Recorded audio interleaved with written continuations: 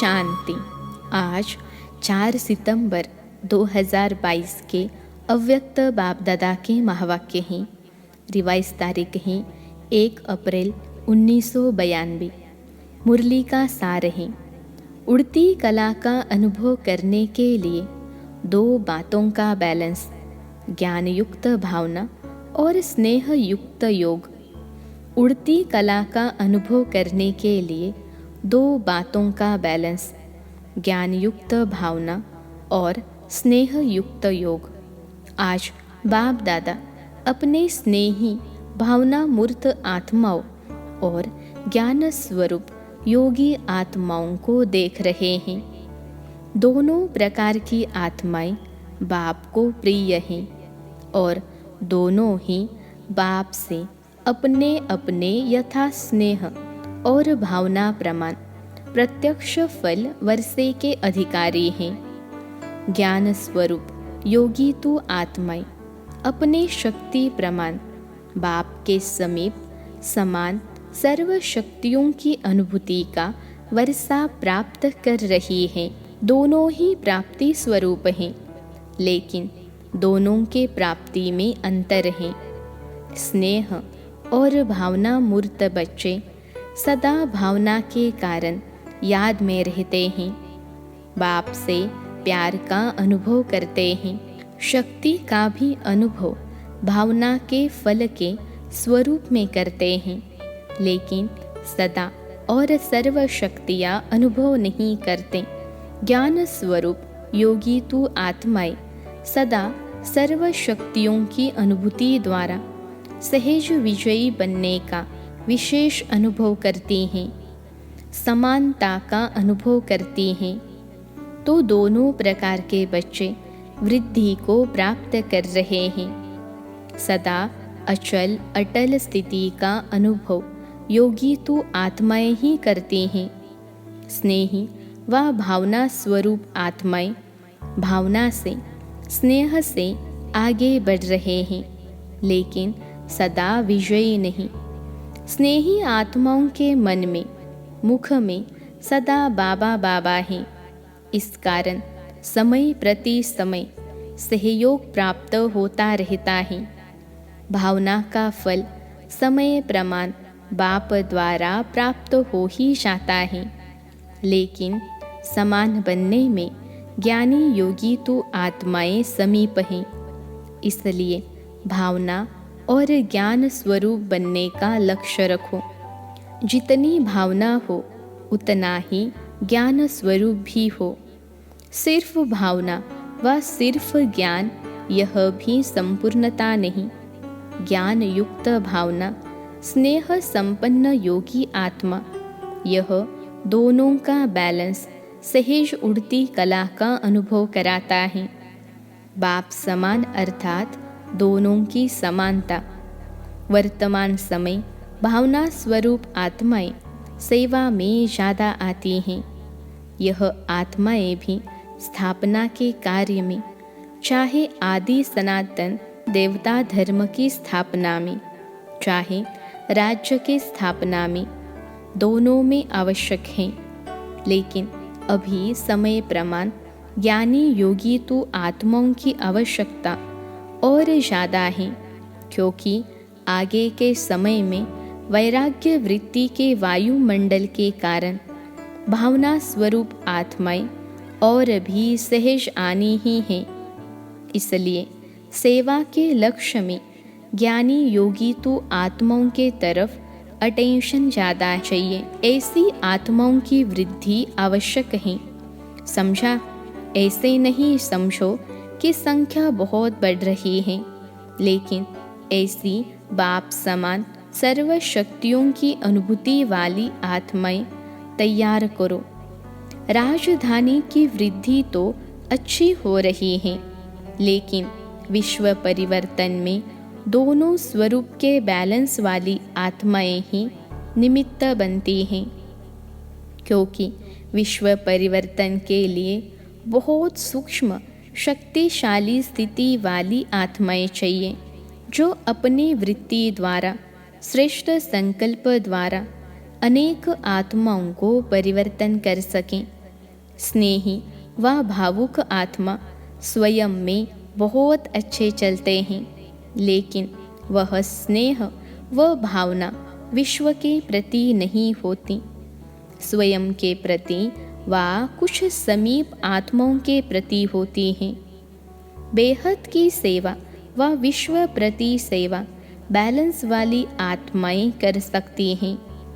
बेहद की सेवा व अपनी शक्तिशाली मनसा शक्ति द्वारा शुभ भावना और शुभ कामना द्वारा होती हैं।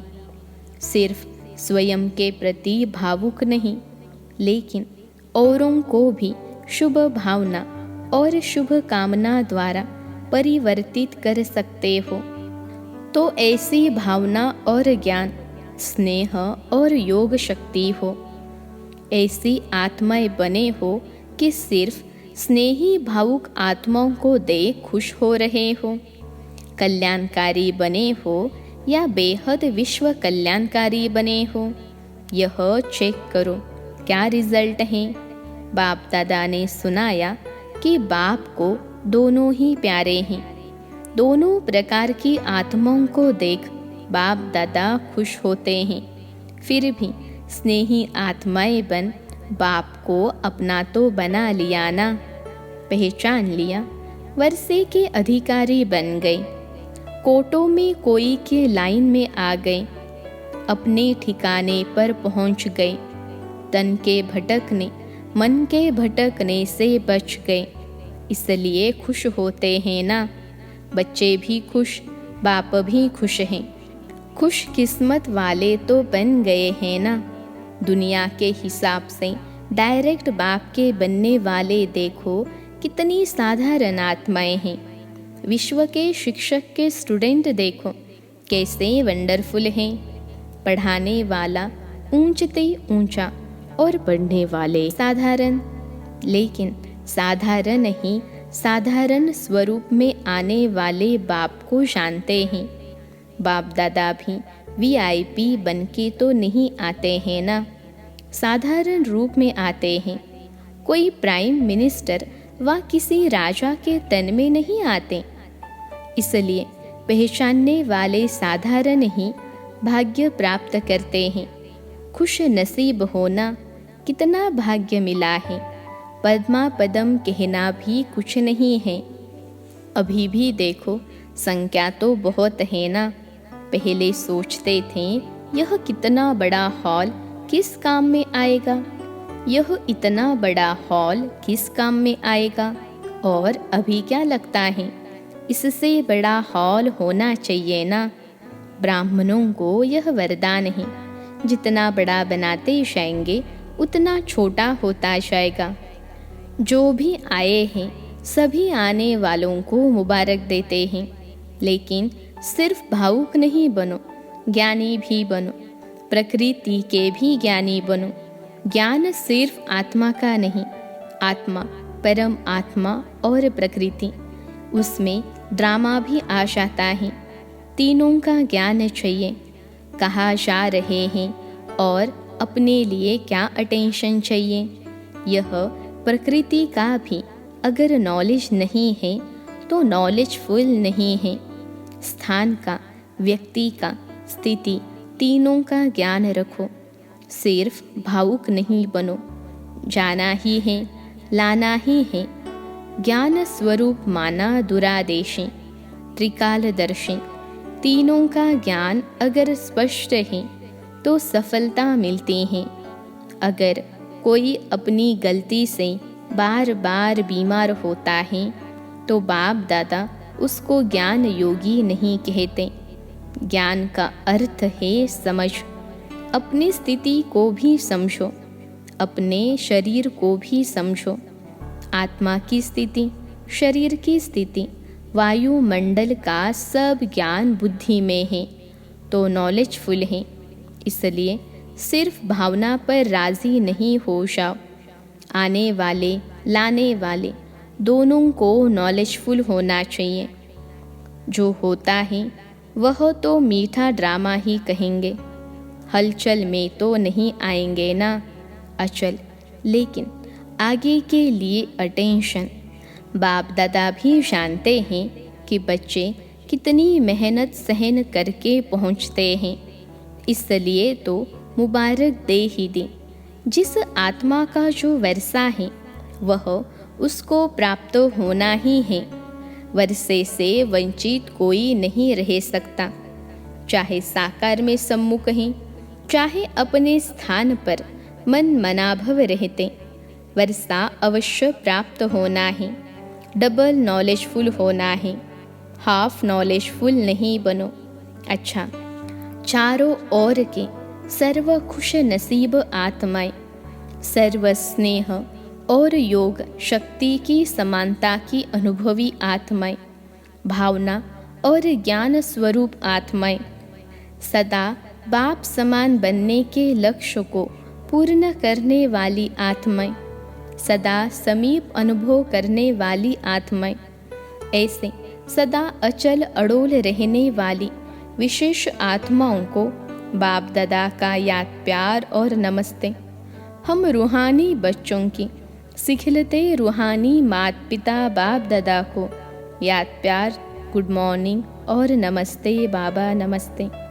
नोट, आज मधुबन में आई हुई पार्टी में एक ही घंटे के अंदर कर्नाटक जोन के 2 बुजुर्ग भाइयों ने अपना पुराना शरीर छोड़ा है, इसलिए बाप दादा ने सभी का विशेष अटेंशन खिंचवाया है। दादियों से अव्यक्त बाप दादा की मुलाकात संगठन की शक्ति संगठन को आगे बढ़ा रही है। अच्छी हिम्मत से एक दो को सहयोग दें, वृद्धि को प्राप्त कर रहे हो। आप निमित्त बनी हुई आत्माओं की हिम्मत अनेक आत्माओं की हिम्मत को बढ़ाती है। हर परिस्थिति के अनुभवी बन गए। नथिंग न्यू लगता है ना।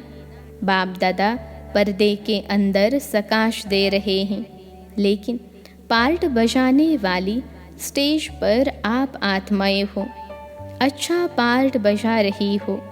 बाप दादा सदा महावीरों के निमित्त संगठन को विशेष अमृत वेले नंबर 1 उन्हीं आत्माओं को याद प्यार गुड मॉर्निंग करते हैं, और वही सकाश कहो, प्यार कहो, सारे दिन की खुराक हो जाती है। ऐसा लगता है ना। सब ठीक है, हिम्मत से सफलता है ही।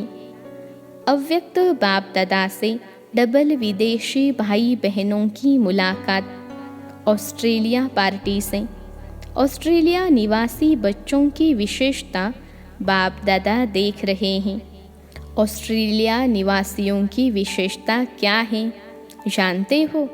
पहली बार आए हैं इसलिए नहीं जानते हैं। नए स्थान पर आए हो व अपने पहचाने हुए स्थान पर आए हो। यहाँ पहुँचने से कल्प पहले की स्मृति इतनी स्पष्ट हो जाती है जैसे इस जन्म में भी अभी अभी देखा है। यही निशानी है समीप आत्मा की। इसी अनुभव द्वारा ही अपने को जान सकते हो कि हम ब्राह्मण आत्माओं में भी समीप की आत्मा है व दूर की आत्मा है। फर्स्ट नंबर है या सेकंड नंबर है, यही इस अलौकिक संबंध में विशेषता है जो हर एक समझता है कि मैं फर्स्ट जाऊंगा। लौकिक में तो नंबरवार समझेंगे, यह बड़ा है, यह दूसरा नंबर, यह तीसरा नंबर है। लेकिन यहाँ लास्ट वाला भी समझता है कि मैं लास्ट सो फर्स्ट हूँ। यही लक्ष्य अच्छा है, फर्स्ट आना ही है। तो फर्स्ट की निशानी सदा बाप के साथ रहना, प्रयत्न नहीं करना है, लेकिन सदा साथ का अनुभव रहे। जब यह अनुभव हो जाता है कि मेरा बाबा है, तो जो मेरा होता है वह स्वतः ही याद रहता है, याद किया नहीं जाता है। मेरा अर्थात अधिकार प्राप्त हो जाना। मेरा बाबा और मैं बाबा का कितने थोड़े से शब्द हैं और सेकंड की बात है। इसको ही कहा जाता है सहज योगी। आपके बोर्ड में भी सहज राजयोग केंद्र लिखा हुआ है ना, तो ऐसा ही सहज योग सीखे हो। माया आती है, बाप के साथ रहने वाले के सामने माया आ नहीं सकती। जैसे अपने शरीर के रहने का स्थान मालूम है, बना हुआ है, तो जब भी फ्री होते हो तो सहज ही अपने घर में जाकर रेस्ट करते हो। इसी रीति से जब मालूम है कि मुझे बाप के पास रहना है, यही ठिकाना है, तो कार्य करते भी रह सकते हो। ऐसे बुद्धि द्वारा अनुभव हो। हर एक अपनी तकदीर बनाकर तकदीर बनाने वाले के सामने पहुंच गए। बाप दादा हर एक की तकदीर का सितारा चमकता हुआ देख रहे हैं।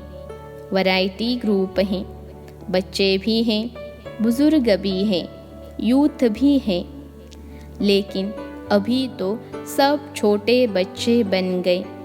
अभी कोई कहेंगे 8 मास के हैं, कोई 12 मास के।